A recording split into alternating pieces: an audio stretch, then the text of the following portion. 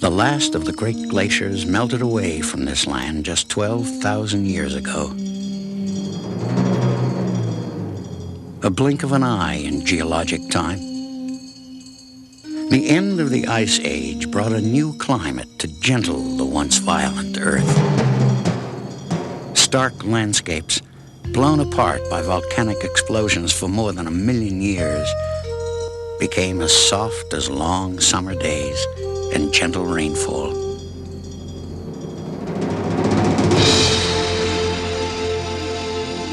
The sun-warmed waters that flowed through broad glacial valleys nurtured rich forests of aspen and pine and meadows of deep grass spiced with sage. Great herds of wildlife populated this vast alpine plateau, seldom even visited by humankind. Just beneath these placid meadows in large subterranean reservoirs remained molten rock, magma from a now dormant volcano. Water, heated by this molten rock, was forced back to the Earth's surface as more than 10,000 geysers and hot springs, the largest concentration of such hydrothermal oddities found anywhere on this planet. Thousands of years of hydrothermal erosion upon hardened lava flows has turned the original brown and gray rock into a brilliant yellow, from which this great region has been given its name. The relatively soft yellow stone gave way to the grinding power of a great river. The resulting aqua sculpture was a grand canyon over 1,000 feet deep and 24 miles long, beginning in a spectacular leap of water from a fall more than twice as high as Niagara Falls. So beautiful, so unique, so valued was this great undisturbed land that it was set aside as the world's first national park. Yellowstone became a pleasuring ground for the people, visited by millions, treasured by all. Now, in the second decade of its second 100 years as a national park, Yellowstone is protected and governed by man's best intended regulations and laws. But this land is nature's, and here, sometimes nature's law is the only law. In Yellowstone's summer of 1988, nature's law ruled absolute, a cycle of climate conditions that occurs once in so many hundred years reoccurred.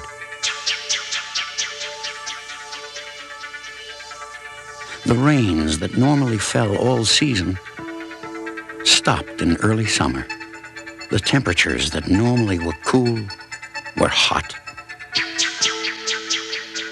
And breezes blew into raging storms, firestorms.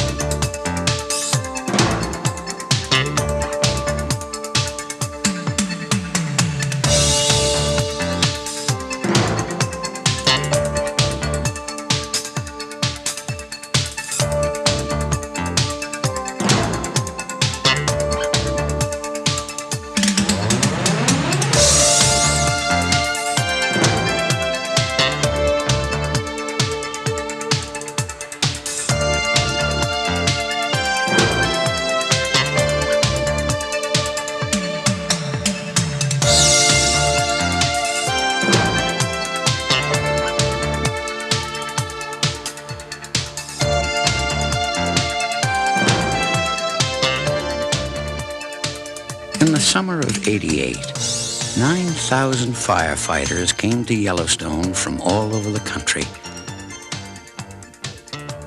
Fire crews from Maine to California, military and civilians, kept the fires from the famous landmarks and accommodations.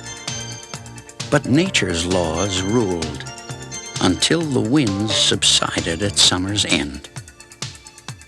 For weeks of the summer of '88, Yellowstone's wildfires were subjects of nightly news coverage. The fire parameters were large, even though the actual areas burned were about half the acreage reported, because forest fires burn in patterns, leaving islands of trees untouched. The fires were also newsworthy because the concept of naturally burning fires in a national park was new. But in nature's world, naturally burning fires are not new at all. More than 300 great fires have burned in Yellowstone over the past 10,000 years.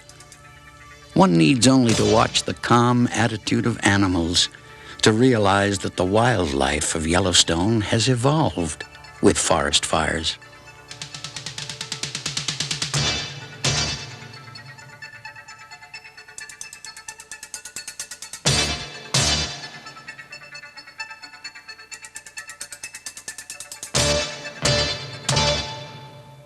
Yellowstone's fires were significant in scope, but did they make a significant change in the park that visitors have come to love?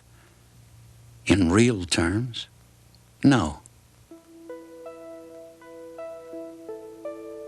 The great thermal basins, the fabled geysers, hot springs, fumaroles, and the wildlife in these areas were unaffected. We were just overwhelmed by the wildlife, the buffalo and the antelope and elk and deer. The beauty of it still is we didn't expect it.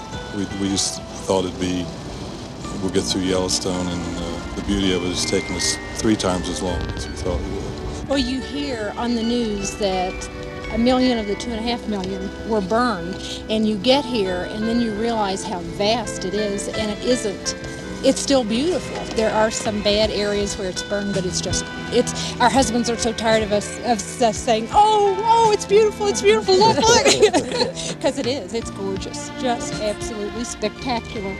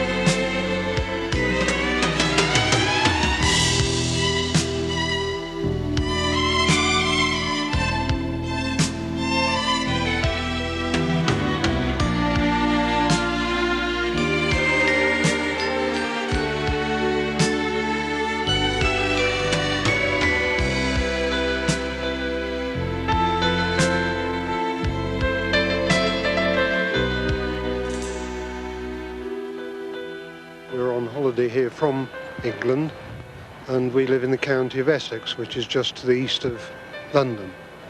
We've been over here now just over a week, and we've been having a really marvellous time. We've been in Yellowstone now 2 days and have thoroughly enjoyed it. Absolute marvellous scenery, and the canyon too, the colours in the canyon, particularly this time of year. Then the falls. Falls are absolutely marvellous, yes, the 2 views you can get.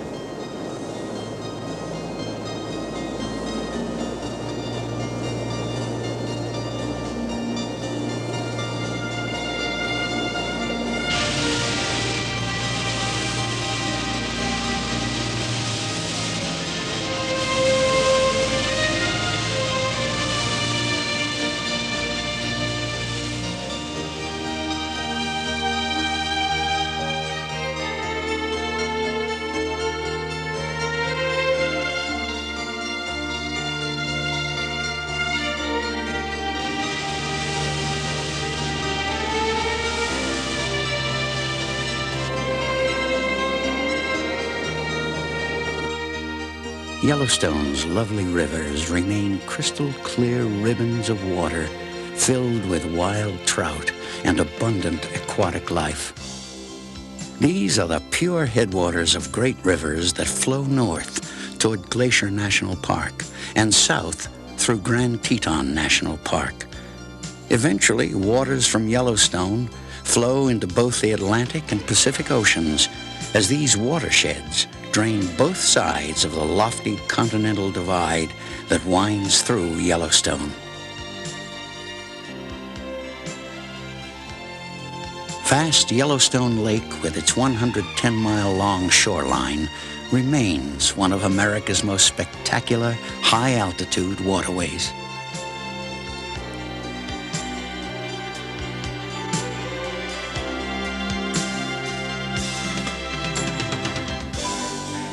The icons of Yellowstone, the grand old historic hotels, were threatened but unharmed. Old Faithful Inn and the other fine facilities in the park will continue to welcome guests as always.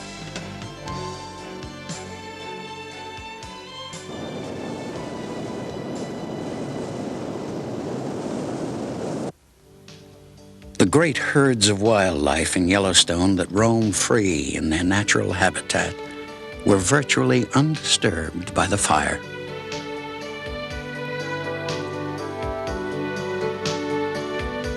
In fact, lumbering buffalo and fleet-footed elk and deer were often viewed by visitors during the summer months, grazing calmly while fires burned nearby.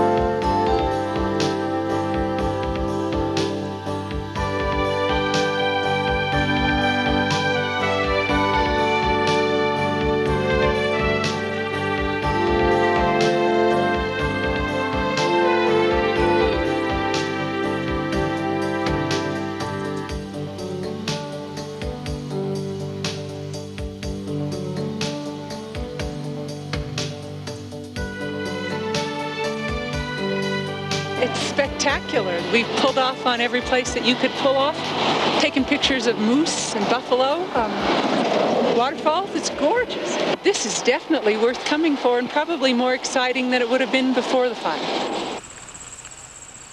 And what of the forest's recovery? Already, new growth has appeared. New grasses have pushed through a forest floor of blackened ash. Remarkably, some of this new growth has occurred even without rainfall. Heat from the fires have melted the resins that surround lodgepole pine cones, allowing the cones to spread and release their seeds, broadcasting them over the forest floor. These will become the seedlings for new trees nurtured by minerals from the ashes.